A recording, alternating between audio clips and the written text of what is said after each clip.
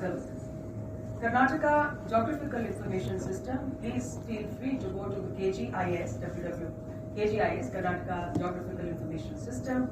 You will find that more than 1,200 parameters are put onto this single platform. Again, the backbone is my statistical officers right from taluka level and district level and state level, putting in the data on each of these parameters, both dynamic and static, and then we put it onto a dashboard, and then our Karnataka Remote Sensing Application Center has brought in the query system. So you can correlate. It's, having information displayed on GIS is not a big deal, but what is important is correlating it and finding out, for example, which are the areas which I have as barren, right? And then you take the satellite imagery data for various layers, like what's the soil type, what's the agroclimatic zone and stuff like that, and what are the water bodies, etc. And what is that region known for? So, can we see that in this region, we can look at having agroforestry, which can improve the productivity of that land and save that land from desertification. So that's the kind of economics we're looking at. Also from the business angle, very important. Now, you know the story of Cafe Coffee Day. Yeah? That entrepreneur unfortunately is no more. But how he started, and he mentioned that I found what is the total volume of coffee production in Karnataka and how many units to process. So quantitatively I found that there's a huge gap, right? And then I looked at global data and we found what is the demand for ready-made coffee. So there was again a huge gap, and that's what led to my business idea. He came out with the Cafe Coffee Day concept. So that's how, again, I'm linking it to the GDP. How each and every small step of using applied statistics can lead to greater and greater growth in GDP. This is what I've already mentioned about KGIs. And this is a book that we print, and it's also available on our planning department website. We have Karnataka at a glance and district at a glance, and now we're moving on to GB and TP, Taluk Panchayat level also. Karnataka Open Data Initiative is an initiative of e-governance department, where we wanted to come out with all public domain related information into one particular platform. So all the departments, they share their databases, and we are able to, of course, take care of the privacy of the data. So no citizen data is available, but the numbers for each of the programs, etc. is available. And then how they link with each other is what we are doing it from the planning department. I will show you. But data, being made available at one go itself is a very big thing. Everybody has, that proprietary hold on their databases, their department sets and all that. But here, they have all collaborated to bring it onto one platform. So these are different, departments which have brought in their platform. This is another that I've spoken about, the physical data. Here is the financial data, which planning department brings in. We have an annual budget of about 2,34,000 crores. And there are 1,800 odd schemes and then so many, 20,000 drawing and disbursing officers doing different programs and schemes for different departments. Now each one of them, once the budget is allocated, are they spending the amount and are they giving the outcomes? Suppose they have been given the target of increasing the micro irrigation by so many hectares, and they have been given so many pump sets under the scheme. Has it led to that kind of an outcome or not? So both physical and financial details are available here. You have scheduled caste, scheduled tribe, women, all the gender budget, externally aided projects, etc., etc. You have all the breakup. Here is a dashboard which you can drill down to the taluk level, down to every scheme that you have. So whenever you find time, please go to Avalokana again, which is available in the public domain. This is how we then do the analytics in terms of how much is released, how much is spent, and then we are able to advise. You see here, this is what is the release, right? And this is what is the expenses. Now you see, so much money they are holding up. So when this was shown to the department, we said, why are you holding up? when you got the allocation, you got the money, why are you not releasing down the line? We found the nexus. Because, the lower level officials, unless they come and do the required exercise at the higher level officials, money was not being released. So small administrative changes that this data revealed, and it led to efficiencies. Now, if I show you the latest map, the two lines have come together. So the releases and the allocations are going side by side. This is a dashboard, which I'm sure all of you know about Sustainable Development Goals, right? So Planning Department collaborates with NITI Aayog to look at these important indicators. Out of the 17 goals, we look at 5 very important indicators, SDG 1 to 5. Health, nutrition, poverty, education, and women empowerment. So what we've done is, again, taking all the databases related to the indicators given by SDG India Index, we put it into these 5 sectors, and you can just see through a GIS, again that KGIS linkage is here. So you can see which of the districts are, or talukas are poorer in which sector and overall. Now you see that patch in the red, and you find the patch here in the talukas also. But sometimes you find that the district as a whole is green, but one taluka is poor. So what we do is we focus on that taluka. The district as a whole we don't have to bother. That's how micro level analysis helps us to do the interventions. Karnataka Evaluation Authority is again one of the role models which NITI Aayog has now asked all the states to implement. You see, you may have used data, you must have applied for evidence for the budgeting, etc. But has it led to the kind of outcomes that we wanted? So we always keep doing this concurrent evaluation, and I'm very happy to share no other state has this. We have made it mandatory that more than 500 crores schemes shall be monitored through the Karnataka Evaluation Authority. This again is an independent organization within the planning department where we have experts like him and institutions, very prestigious institutions, Ernst & Young and name it, they're there, and they do the evaluation and then they tell us where are the chinks in the armor, what is it that we need to improve. So we may have formulated very nice policies with huge goals, but is it actually reaching out to the people? That is the acid test that each of the schemes have to follow. And I'm again very happy to say that whatever recommendations are given from this are by and large adopted by the departments concerned because they see the logic in it and they have that motivation to improve upon their outcomes and performances with respect to the citizens. This is Sakala, which was just mentioned. This was again another IT integration on the governance side of it. Right now we've been speaking of developmental indicators.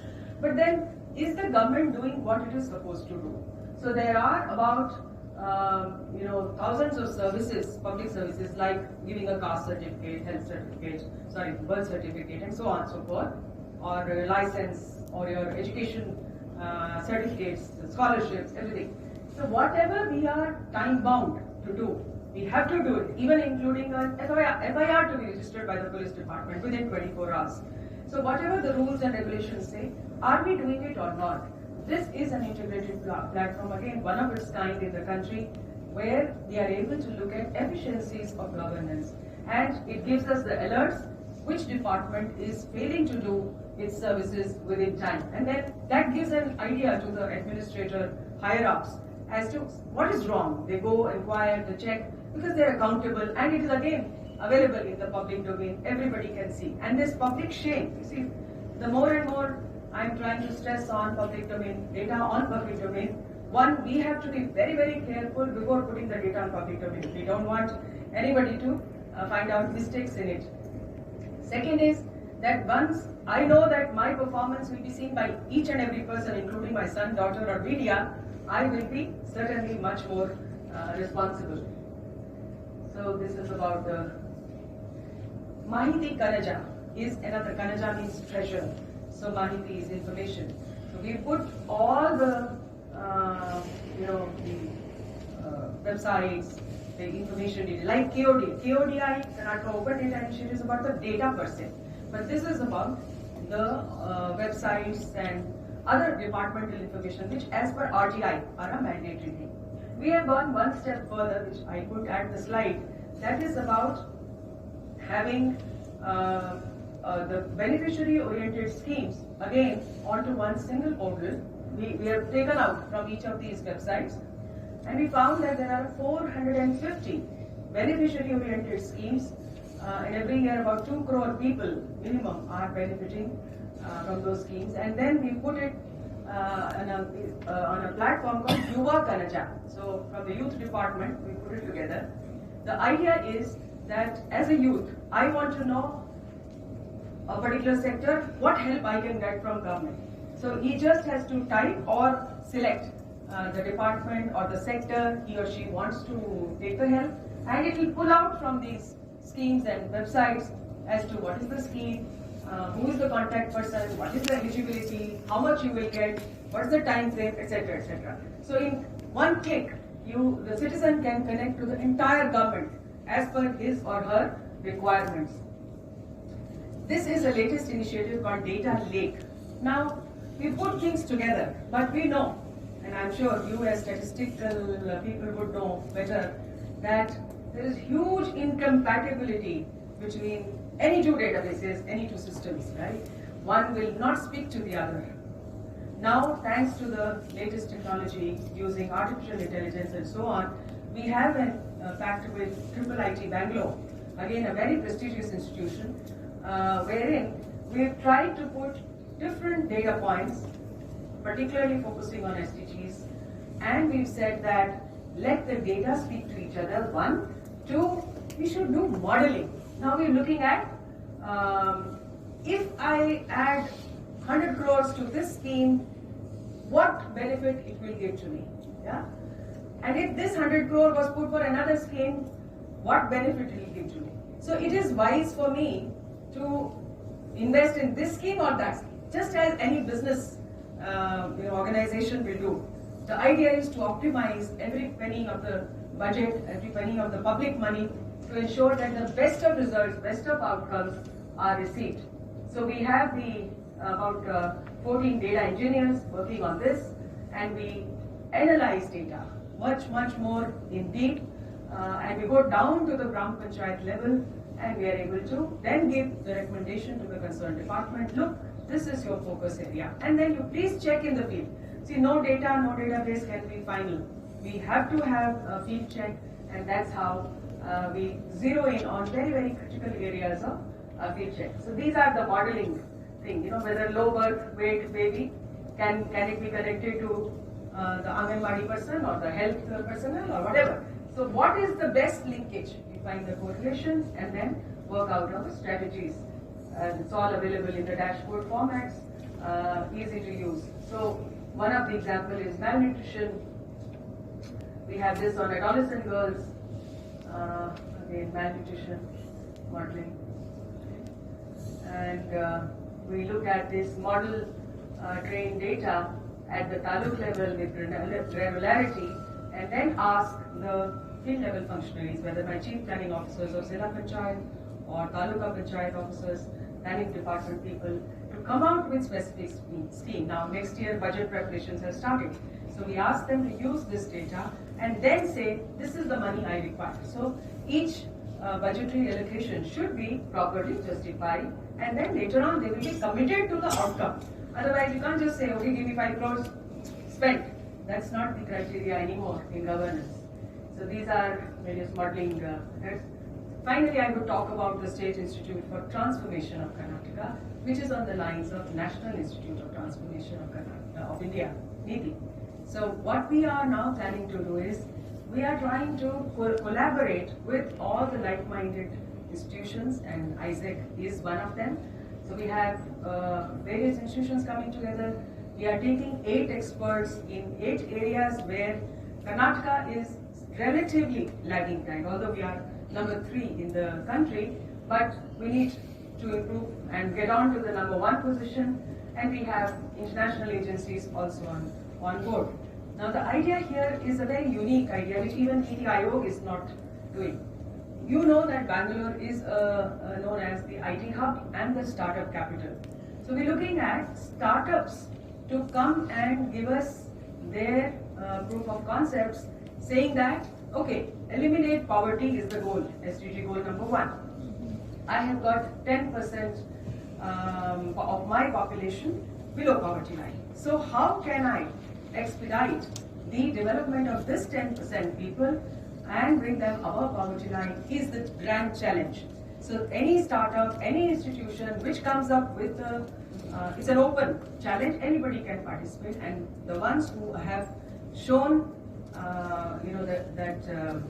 their performance and evidence that yes, by doing this we can bring in the change. For example, for malnutrition, we wanted to explore who are the people who have done.